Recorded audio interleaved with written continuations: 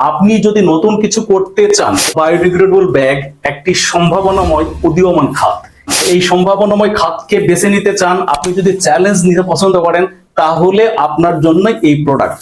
এখন প্রশ্ন হলো, এই নতুন প্রোডাক্ট আপনি কার কাছে বেচবেন?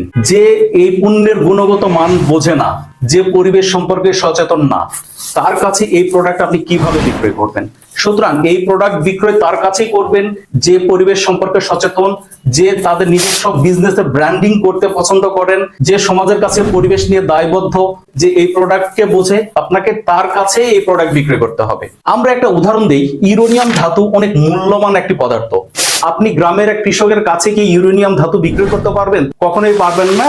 অনুরূপ ভাবে এই ব্যাগ আপনি তার কাছে নিয়ে যাবেন যারা ব্র্যান্ডিং বোঝে, যারা নতুন নতুন প্যাকেজিং বোঝে, যারা পরিবেশ সচেতন। তাদের কাছে এই ব্যাগ বিক্রয়ের জন্য আপনাকে মার্কেটিং করতে হবে। আমরা কিছু নমুনা দিচ্ছি কোন ধরনের বা কারা আপনার এই ব্যাগের গ্রাহক হতে পারেন। প্রথমে একটা ভাবনার বিষয়, এই ব্যাগ কিন্তু 6 থেকে 1 বছরের মধ্যে সেলফ লাইফ।